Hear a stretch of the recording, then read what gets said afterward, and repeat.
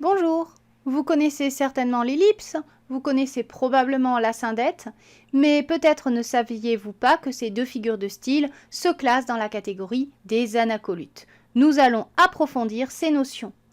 La suppression de mots ou les tournures elliptiques sont des formes classiques d'anacolutes. Une ellipse est l'omission d'éléments nécessaires à la structure syntaxique. Cette suppression ne doit pas nuire à la lecture, elle peut même se révéler utile à celle-ci en évitant des répétitions lexicales. Là, on parle de l'ellipse stylistique. On ne parle pas de l'ellipse narrative qui consiste à omettre un passage de l'histoire tout en décrivant ce qui précède et ce qui suit. Ce n'est pas le même sujet. Donc, exemple d'ellipse syntaxique. Il y a des nuages, pluie, je sors mon parapluie. On devrait dire il y a des nuages, il y a de la pluie. La syndète ou disjonction est l'omission des conjonctions de coordination ainsi que des liens logiques permettant de comprendre ce qui associe les propositions et les phrases entre elles. Une asyndète provoque donc une parataxe. Exemple, il fait beau, je reste chez moi. On devrait avoir un mot de liaison entre les deux, par exemple un mot d'opposition. Il fait beau, cependant, je reste chez moi. Le style télégraphique imite l'écriture des télégrammes. Le message est compréhensible, bien que l'on ait supprimé un certain nombre d'éléments nécessaires à la syntaxe. Exemple, tiré d'Albert Camus, L'étranger, mère décédée, enterrement demain, sentiment distingué. Bon, ici c'est vraiment un télégramme. Alors, l'aposiopèse est l'interruption de la phrase avant sa fin logique. Elle est marquée par des points de suspension et parfois un connecteur logique ou temporel les précédents.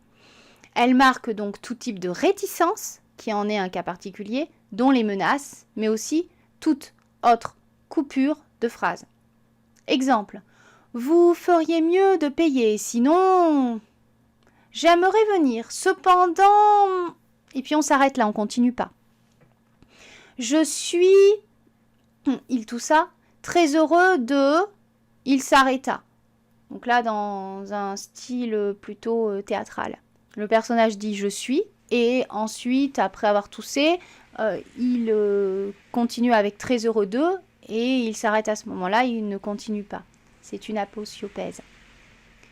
L'anapodoton et l'ellipse dans une phrase complexe de la proposition principale fortement sous-entendue. Donc on ne dit pas la proposition principale, mais on la sous-entend. Cette coupure peut provoquer une reprise de la phrase sur un sujet différent. Elle se rapproche donc très fortement de l'aposiopèse. Exemple.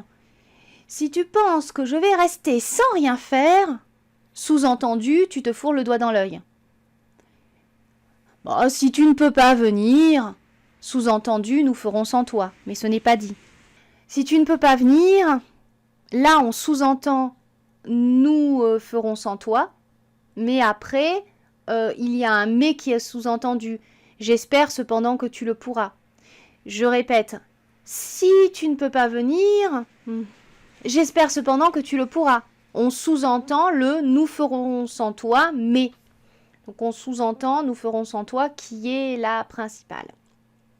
L'anantapodoton est l'omission de la seconde partie d'une structure qui en attendait logiquement deux. Ou bien, entre et, soit. Exemple, il existe deux types de personnes, ceux qui savent déduire les choses de données incomplètes.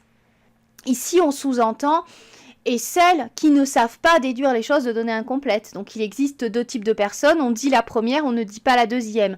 Évidemment, là c'est une plaisanterie pour dire si vous n'êtes pas capable de comprendre la deuxième partie, vous faites partie des gens qui ne savent pas déduire les choses de données incomplètes.